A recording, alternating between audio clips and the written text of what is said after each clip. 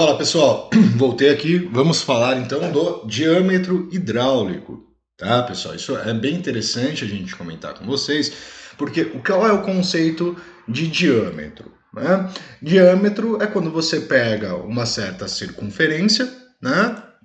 Vou pegar aqui rapidinho a nossa caneta, né? Então quando eu tenho aqui uma certa circunferência, né, você tem um certo diâmetro, né? Então o diâmetro dessa circunferência.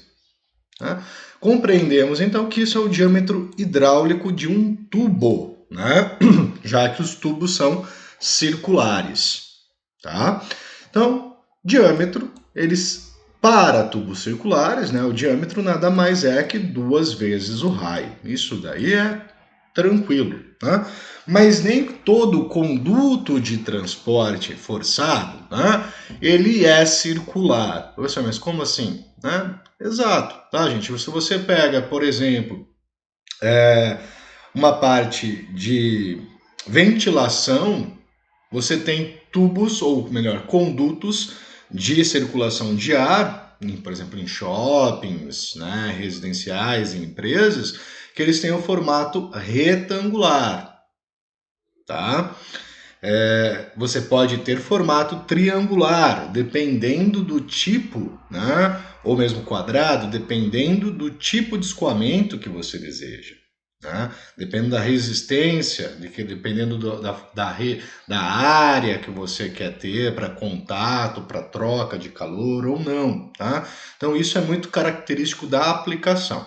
Lembrando, a gente não está pensando-se nessa parte. Tá? A gente está entendendo ali o conceito do escoamento de fluido, tá? Mas não isso relacionado à questão de troca de calor nesse momento. Tá?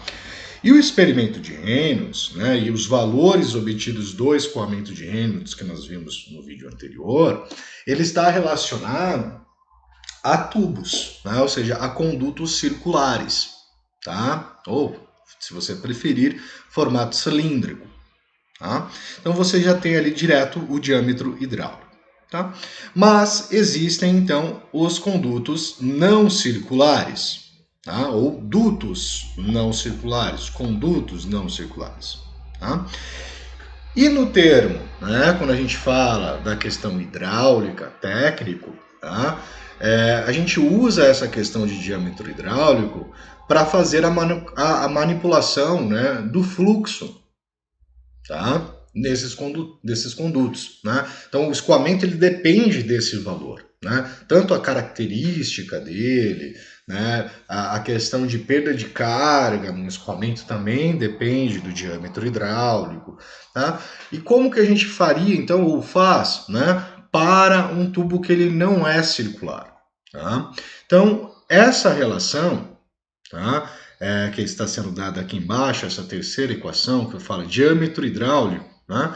Ele é uma conversão. O que é uma conversão? Né? Eu pego condutos que não são circulares e transformo por um diâmetro equivalente a um tubo circular. Então eu consigo, para os não circulares, fazer o mesmo cálculo provindo, né, pela equação de Reynolds, ou pelo número de Reynolds, tá, e fazer essa caracterização. Tá? Então seria o diâmetro equivalente. Tá? Bom, como que se dá essa relação, né, do diâmetro hidráulico? Tá? O diâmetro hidráulico ele é dado por 4 vezes, tá? 4 vezes a razão entre a área de secção transversal. Então, o que é a área de secção transversal? É a área do nosso conduto. Tá? Então, eu tenho aqui um conduto, ela tem uma certa área, né? Essa região onde o fluxo acontece. Então, você tem aqui a área de secção transversal do conduto. Né? Se cortar esse conduto, você tem aquela área, aquela região onde o fluido passa. Tá? Pelo perímetro úmido da seção. Mas o que seria esse perímetro úmido? Né? Note que quando eu pego um conduto, ele tem uma certa espessura da parede do conduto. Né? Então você tem normalmente um diâmetro externo, né, e um diâmetro interno. Né? Então você tem o perímetro de fora e o perímetro da região interna. O perímetro da região interna desse conduto é onde o fluido passa. Tá? Então ele é chamado de perímetro úmido, onde há o contato com o fluido que está sendo transportado. Tá? Então, um perímetro interno. Tá? Então, fazendo 4 vezes a área dividido pelo perímetro úmido, a gente vai ter o diâmetro hidráulico medido em metros segundo o sistema internacional. Tá? Então, lembrando, fórmulas físicas para funcionarem perfeitamente, as unidades têm que estar, né, dimensionadas, ou seja, todas bonitinhas nas mesmas unidades. Eu não posso estar trabalhando metro com milímetro, no centímetro, não posso trabalhar joule com calor, ou seja, se eu vou usar energia, eu tenho que usar tudo em joule, ou tudo em caloria, né, ou usar tudo em centímetro, tudo em metro, né, ela precisa estar devidamente, né, dimensionada com as unidades corretas para que ela apresente também o valor correto no final. Tá? Então vamos dar uma olhadinha aqui nessa tabela que traz alguns, tá? Bom, já prontos, né? Então, por exemplo, um conduto circular, né? Então a seção transversal aqui ficou parecendo uma elipse, ficou achatada a figura, mas era para ser um círculo, então você tem o diâmetro, né? O que é a área de seção transversal? Né? A área da circunferência. A área da circunferência é π diâmetro ao quadrado dividido por 4. Tá? Qual é o perímetro úmido? O perímetro úmido é π vezes o diâmetro. Professor, mas eu aprendi que a área é πr ao quadrado dividido πr ao quadrado. Sim, mas o diâmetro é 2 vezes o raio. Né? Ou o raio é o diâmetro dividido por 2. Então, a gente pode usar diretamente o diâmetro para essa expressão e não o raio. Isso facilita bastante. Né? Principalmente que quando a gente trabalha com condutos, você não vê ninguém falando qual é o raio do conduto. Você vê ele falando qual é o diâmetro, 1 polegada, meia polegada. Né? Então, usa-se preferencialmente a relação do diâmetro. Tá? Perímetro úmido. Pi, 2πr, né? 2π, o 2r é 2 raios, é o diâmetro. Então, eu posso falar que o perímetro é π vezes diâmetro. Tá? Se eu faço a razão entre eles, tá? Então, ou seja, eu divido a área, tomo 4 vezes a área, essa área simplifica com essa, fica π diâmetro ao quadrado, tá? Vou mostrar aqui rapidinho, aqui do lado, ficaria assim, 4 vezes π d ao quadrado dividido por 4, tá? Simplificaria, ficava π diâmetro ao quadrado, tá? Então, quando eu multiplico por 4 pela relação, fica π diâmetro ao quadrado. Então, π diâmetro ao quadrado ainda vai estar dividido por π vezes diâmetro, tá? Então, π pode simplificar com π, diâmetro simplifica com o diâmetro ao quadrado, sobra diâmetro. Então, o diâmetro hidráulico de um tubo circular é o próprio diâmetro do tubo circular. Tá? Se esse conduto ele for quadrado, a gente tem que a área do quadrado é a aresta vezes aresta, o lado vezes lado, então você tem a ao quadrado. O perímetro é 4 vezes a, que é a mais a mais a mais a. Então nós teríamos aqui 4 vezes a ao quadrado dividido por 4a. Então, você simplificaria o 4 com 4. Você tem que o diâmetro hidráulico, então, de um conduto quadrado é o valor da aresta. Né? Então, o valor dessa aresta é o próprio diâmetro hidráulico, tá? Ou a equivalência a um tubo circular. Tá?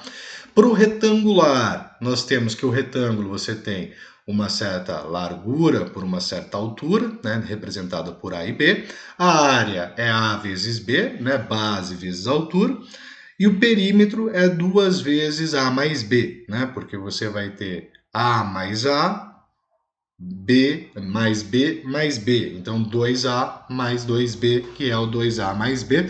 E nós chegamos que o diâmetro hidráulico, então, de uma seção circular, retangular, né, vai ser dado por 2AB dividido por A mais B. Né? Isso é dado exatamente porque nós faríamos 4 vezes a área, então 4 vezes AB, dividido pelo perímetro úmido, que é 2AB.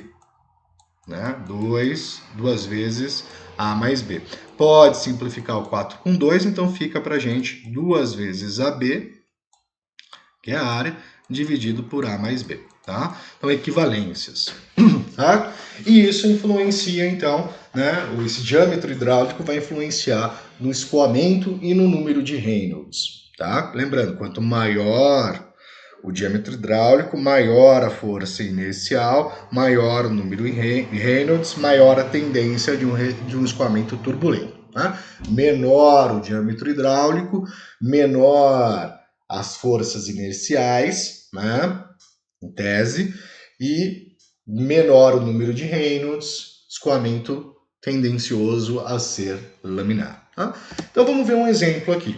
Em uma indústria alimentícia, é utilizado um conduto de transporte quadrado de aresta 10 centímetros para transporte de leite a 5 graus Celsius do reservatório até o misturador. Tá? Então é utilizado um conduto de transporte para levar o leite de um ponto para outro dentro da indústria. Tá? Então o leite aqui é a 5 graus Celsius. Lembrando, esse conceito de temperatura você vai usar para conta? Não, né? Mas 5 graus Celsius está indicando o estado de agitação molecular. Isso vai alterar, né? Vai definir para nós o valor da densidade, da viscosidade, tudo isso. Tá?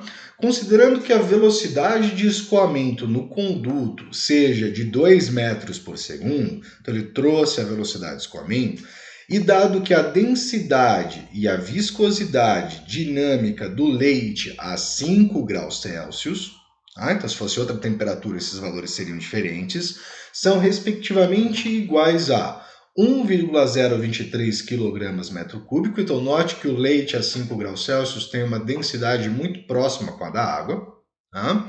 E a viscosidade é de 0,00352 Pascal segundo. Então lembra que eu falei para vocês a viscosidade, a gente viu a questão do cálculo da viscosidade, mas a gente vai estar utilizando o valor da viscosidade, não que a gente vai necessariamente calcular o valor da viscosidade nos nossos exercícios, tá? Então, determine se o escoamento no conduto é laminar, turbulento ou transiente, tá? Então a gente vai fazer essa verificação apenas. Né? A gente não está querendo definir qual é a velocidade de escoamento para um certo conduto. Tá? Mas já colocaria para vocês. Né? Vamos pensar comigo. Né? Eu estou falando de leite. Leite é um produto alimentício. A gente sabe que se a gente aquecer muito o leite, a gente pode mudar as propriedades físicas dele. Né? A gente pode alterar o leite. Né? Isso aí é característico que começa a ferver o leite, por exemplo, ele vai mudando de consistência, vai mudando um monte de coisa. Né? Então, o ideal seria um fluxo laminar para que não ocorresse trocas de calor não desejáveis nesse momento, tá? Para não alterar. Ah, mas eu quero pasteurizar o leite. Ah, então eu preciso de um fluxo turbulento para melhorar a troca de calor, que é assim que funciona o processo de pasteurização. Né? O leite ele a temperatura dele é aumentada rapidamente até 180 graus Celsius, né? Isso para matar as bactérias existentes, e logo depois disso ele é resfriado a aproximadamente 4 graus Celsius, tá? De forma rápida, tá? Para aumentar a vida, dar o famoso longa vida.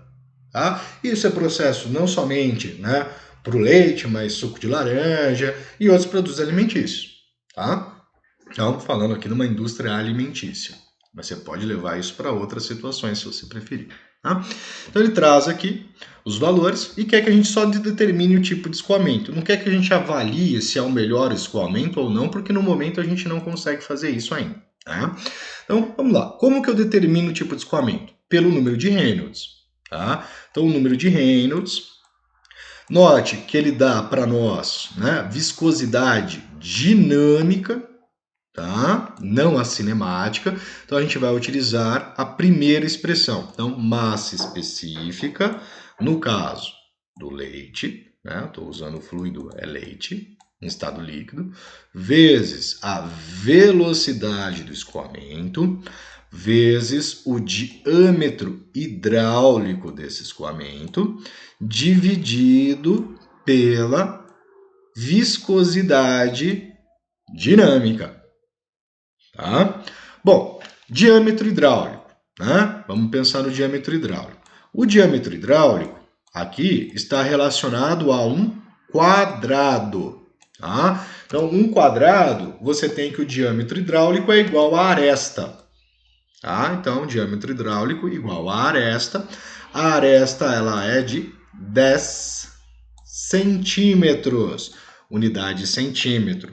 Né? Então, eu preciso converter isso para metro. 10 centímetros é igual a 0,1 metro. Tá? Ou, vamos fazer a conversão aqui, 10 centi, prefixo, vezes 10 a menos 2 metros, centésima parte. Então, nosso diâmetro hidráulico é 10 vezes 10 a menos 2. Eu vou fazer aqui na calculadora, não precisaria, né? Mas que daria 10 elevado a menos 1, tá? Mas só para exemplificar, 10 vezes 10 elevado a menos 2, nós temos 0,1, tá? Então, 0,1 metro de diâmetro hidráulico. Tá? Então, vamos jogar aqui na nossa expressão. Reynolds, o número de Reynolds, vai ser dado por 1023 vezes a velocidade, então 2, vezes o diâmetro hidráulico, que é 0,1, dividido pela viscosidade, que é de 0,00352 Pascal segundo, né? Que é relacionado à pressão, à tensão que atua sobre esse valor. Tá? Então, o nosso número de Reynolds ele vai ser igual a 1023 vezes, apertei dividir, vezes 2 vezes 0,1 e o resultado dessa expressão, então, dividido por 0,00352. E nós temos 58.000, tá? 58.125. Qual é a unidade? Não tem unidade, né? Ele é adimensional, né? Ou seja, sem unidade. Tá? Por quê? Porque ele está comparando as tensões, tá? De cisalhamento, tá? Que seria as tensões inerciais ou as forças inerciais, tá? Com as forças viscosas. Tá? E elas têm a mesma unidade, ambas são forças. Então, se eu pego força e divido por força, você vai estar ali eliminando a unidade de força e sobrando um valor puro. Tá? Então, você tem 58.125. Note que 58.125, vou usar uma simbologia aqui para vocês, esse número ele é muito maior, então quando eu faço isso aqui, tá, gente? É maior, tá? Muito maior, tá? Muito maior que os 2.400. Tá? Muito maior que 2.400. Professor, mas por que você pegou 2.400? Porque o turbulento ele é maior ou igual a 2.400. Tá? Então, 58 é muito maior que 2.400. Eu posso afirmar que esse escoamento, né, ele é um regime ou um escoamento turbulento.